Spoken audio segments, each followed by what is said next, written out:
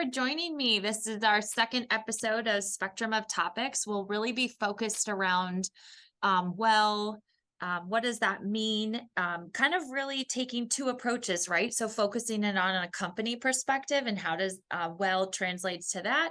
And then really focused on kind of that real estate community, specifically around kind of landlords who own some real estate and how well is being translated into that space as well. So thank you again, Emily, for joining me. Why don't you tell us little bit about yourself?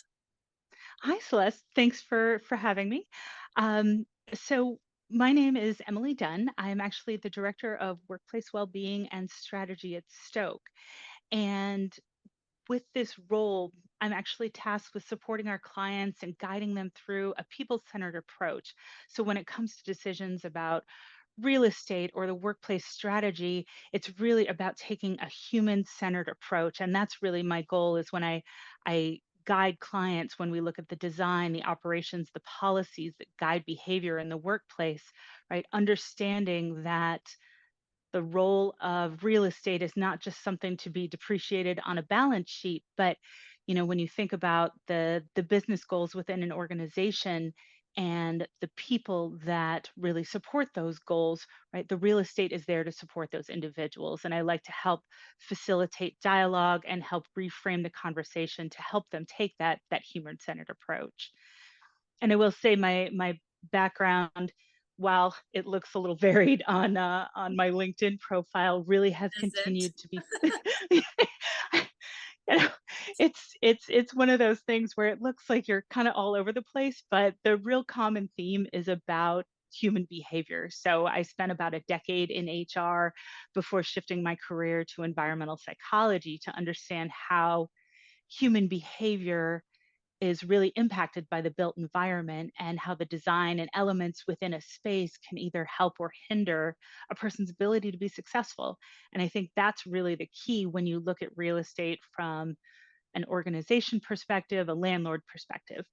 So Yeah. I'll pause there for a minute, but that's really where my passion and where I really focus a lot of my efforts. Yeah, I mean, that sounds really fascinating, like that journey, just kind of where you're currently at with Stoke and how you're kind of helping um companies and real estate. Let's maybe dive into kind of our first question here. So what maybe tell us a little bit about well, right? Like maybe just a general kind of overview for people that are watching this that may not know what it's about. Sure. So a lot of folks are probably very familiar with LEED, and LEED is about thinking about the design of a space and elements of real estate that support the environment. Well is very similar, except the focus is on supporting the humans within the space. And so, well, with that is a third party verified research based approach to help you think about how, again, the design, the operations, and the policies within the built environment again support the people. So looking at currently in well version 2 there are 10 concepts and then features within those, but they cover such a broad spectrum from air quality, um, hydration, lighting, acoustics, which is a personal passion of mine, even a sense of community and how to create that in the environment, which I know is a huge deal coming out of COVID. These are all aspects that the WELL standard supports, and it gives, again, research based guidelines. And for those that would want to implement some of these WELL standards, it's great to have a third party verified approach instead of saying, yep, we care about well being. Look, we gave everybody water bottles. That's great. But having a third party say, look, you've not only helped the environment by doing reusable water bottles, but you've also promoted hydration by having water bottle filling stations, within close proximity to your occupants. Um, I think one of the other great things about Well that's important to recognize is that all of their information is publicly available for free. And I'm sure my Well friends and colleagues probably wouldn't appreciate this, but you can actually implement a lot of these concepts and these ideas without going through asset level certification. But that certification, I think, is really important to help people uh, demonstrate their commitment, and it again gives that that flack on the well that gives people comfort when they enter the space. Yeah, so that actually ties in really nicely with my first question for you. So, kind of, what are some tips? I mean, that's great that they can kind of look at that. But what are some tips if somebody really wants to dive in a little bit deeper, maybe from the lens of an organization, right? So, incorporating some well into that. What is that? What are some tips you think to kind of start those conversations? I think the first step is to actually go online and do some research, explore what those standards are, make sure that it lines up with your goals as an organization. I think one of the key things that's important for any organization to consider is that well and its concepts and features impact not just the real estate and facilities teams, but HR, IT, even business leaders themselves. They all need to be part of this decision making process because all of them need to be bought into this and they all need to be a part of implementing these changes in order for it to be successful. And I think that's a really important consideration when you're thinking about exploring well for an individual asset or even, across an entire real estate portfolio. Okay, that's fantastic. That kind of answered my other question too, because I'm like, how would that then be translated from the lens of, let's say you're a landlord and you own a piece of real estate? What are you kind of seeing as they're maybe starting to incorporate some of those practices into some of their assets that they have? Any tips for people from that kind of lens? I mean, obviously, right now, landlords have it a little tough, right? A lot of organizations are exploring what their real estate means, looking at hybrid, defining what that means. And so, um, you know, I think there's a lot of vacant real estate out there, and a lot of landlords are really concerned about that. And I think I think one of the great things that a landlord can do is to really understand what the tenants need moving forward and thinking about, again, that people centered approach and saying, okay, how can I support my potential tenants in being successful as a business, right? Am I supporting the environment? Am I supporting the people that are going to occupy the space? And again, that lead and well certification process can really provide again that comfort that they have at least met the minimum standards and that they do care and they've invested their real estate into these these aspects. I'm not phrasing that correctly, but they've really tried to care about the things that their tenants care for. And there's some really good market data out there that shows that you can actually command higher price per square foot rental rates when you have a well certified space. And so if doing the right thing isn't your motivator and money is, that should help too. No offense to the landlords, maybe we cut that part out, but yeah. yeah. Uh, Well, I mean, they buy an asset, they want a return on their investment. I think that's a that's a standard. it's Um, the triple bottom line approach, right? So, right. If sometimes we're doing not the right hitting you thing. with what people want to see in your building, we're gonna hit you with your bottom line. Here's what this would equate to. Kind of Yeah, with your tell me what your motivator is, right? Like, right. all right, if it's the bottom line, I'm going to show you how it works there. If it's about the environment, I can help there. If it's about the people, I can help there. And thankfully, there's really good research that shows that actually investing in saving the planet and taking a people centered approach actually helps your bottom line. I mean, look at Patagonia, Yep. so Yeah, maybe expand a little bit on that. Like, what did Patagonia do for those that maybe hadn't seen or read anything about it? I think all are familiar with it, but maybe what is that? What did you kind of mean about that? Maybe share a little bit. um, that's a great question, and I may not be as well versed on Patagonia as I would like. Okay. So, but maybe I just talk about how taking a triple bottom line approach. If you look at organizations that focus their efforts and make business decisions for the betterment of their people, for the betterment of the planet, it it translates into um, you know employee loyalty, attraction, and retention of key talent, and just people care where where their products come from. They care where their services come from. They want to support and or be a part of an organization that has values that mirror their own. And so looking at that, you really can truly impact your bottom line by making some of these really well-informed, thoughtful decisions around a people-centered approach when it comes to your real estate. Mhm. Hopefully that helps. No, yeah, I thought that's great. No, that's really, Okay. because I think it all goes back to one thing that you said that I absolutely love is really it's supporting the individuals, right, that are within this space. This is kind of in that same kind of thought, but jumping kind of back from that landlord perspective, because I think again you hit on it. I think they're in a bit of a tough spot, and so as they're kind of looking and your experience with some landlords in the real estate community as it relates to, well, like how can landlords differentiate themselves as they're kind of looking to retain and attract new tenants? What does that kind of look like? Maybe give us a bit of an example on that. Well, I think understanding what your tenants' needs are, right? What is your goal for your space? Is it to have good long-term tenants? Is it to bring in co-working space? Is it a mixed-use building? And what does that mean for the space itself? If you are at the opportunity to do improvements on the space, how do you make those improvements? Even being thoughtful about this sort of veers off a little bit from well, but still takes a people centered approach, is that a lot of the people we get, a lot of organizations are asking us, how do we get people to come back to the office, right?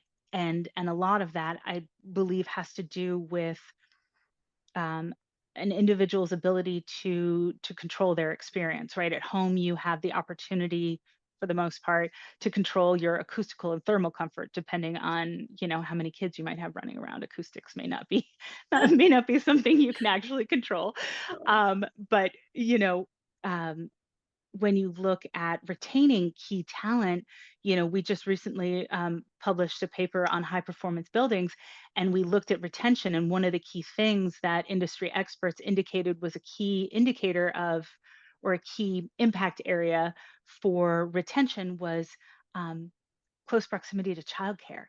Um, Interesting.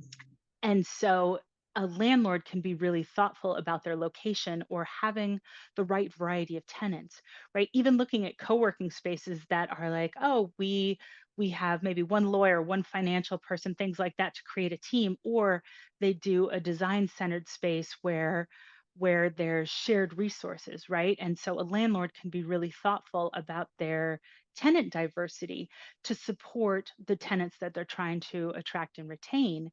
And so having access to a fitness center, having great natural light, having nearby or close proximity to public transit, again, childcare, things like that can really make an asset a lot more appealing. And the well standard actually helps um, give some of the guidelines around things like natural light, around thermal comfort, around acoustics, and some of those areas of control that will really allow people to draw in. One of the other things that we help organizations look at, and in turn, landlords pay attention to, is what is the purpose of the space? If people are well supported at home doing individual focus based work, right, then a landlord might want to create spaces that support group interactions or a sense of community. Whereas in, other cultures or major cities where, in San Francisco, you're sharing a two-bedroom apartment with three other people, right? They may actually want to come into the built environment for focus. So how do you design the space to allow for that, and understanding what their market needs are, and then addressing those and using well-researched guidelines like the well building standard to help achieve those, I think is really a great way to start. And that's where we work to advise both landlords and organizations to get the right real estate to create that experience that you're hoping to achieve. Yeah, that's really interesting. And I find it fascinating that through all of this, I mean, kind of what we're talking about is really people, right? And place and office and culture and all these things that we're hearing. And it's kind of not a one size fits all. So I feel like um you guys at Stoke and helping different organizations and real estate. I mean, people need to lean on, right? The subject matter experts. I mean, you said it in your intro. You have this entire background of knowledge that's kind of taking you to this point, right? And be able to have somebody to lean on to give you kind of that guidance, to point you in the right direction, which I think is a unique kind of time to be in, right? I mean, before COVID, I feel like it was kind of like, yep, okay, we'll do this. um but I think people are kind of like looking to like someone like you and your organization at Stoke to be like, okay, what do we do? How can we, translate what we're kind of looking for? So I think that's a really interesting kind of time we're all in. It really is, and, it's interesting for me because I learn something different from every client I engage with, right? A lot of times they say, "Oh, what should I do? What's everybody else doing?" Right? And you're like, you're not in high school anymore. Like, it's not I about know. wearing what everybody else is wearing. It's about understanding what works for you. Like, what are your goals? I know. Um, I remember when Google came out and they had all their primary colors and they did some really great things, but people tried to copy that and didn't recognize that Google was creating spaces for, not to stereotype, but like, um, for software engineers to be successful in writing code, right? I'm Yep.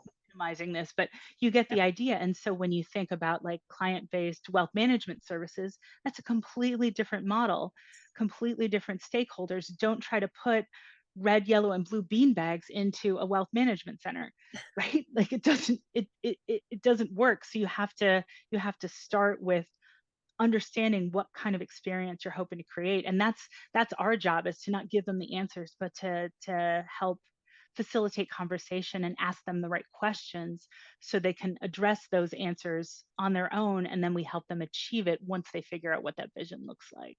Yeah, that's so fascinating. Oh, that's so fascinating. It's such a great, I feel like a great time for all of us in this industry to be in. Keeps you on your Um, toes, I'll tell you that. I know, right? And it's different every time. That's what I like, right? So I have another really great question for you. What are some things we should be considering as like the future state of this kind of overarching topic? And you can take it from different perspectives, but I'd want to get your thoughts on that. It's a great question, and in full transparency, if I could predict the future, I'd be on a beach in Tahiti right now. However, when it comes to a people-centered approach and well-being, I do have some thoughts on the future there that I think are not too far off. I think a lot of these standards, when you look at standards such as LEED and WELL, right, the concept is to really make these standard, right? When you look at OSHA requirements and ADA requirements and things like that that are just baseline building standards, I think the future of well-being should be incorporating the well standards into every single building. It shouldn't just be a nice to have, or, the first class airline ticket. It should be in every space. Like, people should not be forced to breathe in, you know, unhealthy air or not have access to clean drinking water. There's so many little things that people can do in their built environments and in their spaces to help support the well-being of individuals. And I think it should just be a standard. And I think well-being with employees, it depends on the market sector, but with them being actual consumers, I think the demand for a space that supports well-being and the human experience is going to be something that clients should really look at, and then employees are really looking for moving forward when they look at their employment options, right? Do I have flexibility? Do I have a space where I feel better going in there, right? A dark dungeon with like flickering lights, circa 1978 is not acceptable. It's not okay. Um, and and so I think the future of well-being should be a standardized approach where well is the bare minimum, Bare and minimum, then yeah. you move from there. So Hmm. that remains my goal and my hope, and I'm going to continue to preach it as long as I can, and hope that it comes through to fruition. Do you think we're close though with kind of on that same kind of vein? you see headlines, we're kind of in this world, um, saying, employees are like, eh, what for lack of a better term, they're kind of more in the driver's seat, right? So they're really demanding, that's a wrong word too. They're they're really basically trying to get more from an organization by being in the driver's seat, by saying, here's what I'd like to see from an organization, all the way down from hybrid work to what are some of our values, what's kind of our core fabric of our organization, kind of all those things that I think Well hits on. Do you kind of think we're in that a good tipping point for that, for well being kind of just that bare minimum? I mean, you think we're kind of getting to that point? I think it's definitely moving in the right direction. Whether we've hit that apex or not, I'm not sure, right? So the economy obviously has a huge impact, right? Compensation is still key, but when you look at hybrid and you see a lot of organizations that were like, nope, I want to bring everybody back, and they don't think through, right? Just forcing somebody to do something. If you've interacted with a 4-year-old, right, you know that forcing them to do something doesn't work. And guess what? It works with a 40-year-old too, right? You have to give them a reason to want to be within the space. And, there's really great research from Future Forum that talks about not only flexibility in location, but flexibility in schedule. And that's why earlier in the conversation, I mentioned making sure that business leaders are part of your discussion when you look at well-being, because they've got to be the ones to support flexibility for individuals, helping them choose a seat within the space that helps them be productive for that specific task, giving them the flexibility to address their personal needs as well. And then they have more loyalty and more commitment to their job, and they are productive at the times that work best for them. And that really is, I think, how organizations can be successful. And if you want the best talent, right, they're going to go to a place that offers that. Technology has done amazing things over COVID, and it allows people to work from wherever they want. So people have a lot more flexibility, a lot more options. And I think organizations need to respond. And the ones that have tried to force things back to the old ways, Mm-hmm. right, have seen it backfire a little bit. Mm-hmm. Um, and not to say that there's no place for real estate, there certainly is. But it's about how the real estate function and what it does to support people in a way that they are not getting supported at home, right? Social interactions, Mm-hmm. community development, learning from others, those things are often just better supported in person. So does the space support that, Support. if that's what your goals are as an organization? Yeah, that's very well said. That's an interesting thought on that. So, any kind of last minute tips for people that are looking to kind of explore well? Any sort of tips? Yeah. So with well, you don't necessarily have to do asset level certification right away. There's a lot of different features that the well building standard offers, including the well health safety rating, which is primarily operations and policy based, and it only requires, I believe, 15 or 16 features to be achieved, which is much more achievable. It's more cost effective, and it gives you an opportunity to explore how certification works. The other thing that I think is important to consider is if you're exploring asset level certification, or if you have a broader real estate portfolio, you can look at enrolling the entire portfolio into the Well portfolio program, which has been renamed Well at Scale. And that allows you an opportunity to do um, uh, impact areas that are important to you as a business and get broader impact. So if you make a policy change across 20 different buildings around the globe, right, you do get points for that. It doesn't mean you have to certify on an asset level, but really you can make broad sweeps towards the well-being of your employee population around the globe. And so that's a really great option. It's slightly more expensive than doing asset level, but it's something to explore early on, and gives you the opportunity to take some first steps in that area. And again, I'm always happy to talk with clients about some of these different options and see what works best for them. Oh, that's fantastic. Well, that's fantastic. Well, thank you so much, Emily, for taking the time. I thought that topic is super interesting. I especially learned a lot of new things that I didn't know. I hope you're right. I hope that well kind of becomes that bare minimum standard. I my opinion is that I think we are kind of headed in that direction as landlords are trying to look for ways to attract and retain talent and or tenants, I mean, and same kind of goes for organizations, right? We're kind of in this flux point and perspective. But I encourage all of our viewers on Spectrum of Topics to reach out to Emily if you have any questions.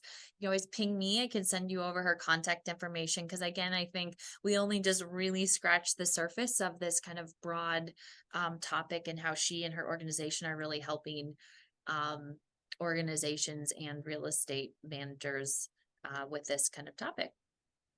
Well, thank you so much, Celeste. I've really enjoyed our discussion. And, just to leave our viewers with one last piece of advice, if you're ever trying to make a decision about the workplace, just remember that you're designing for human beings.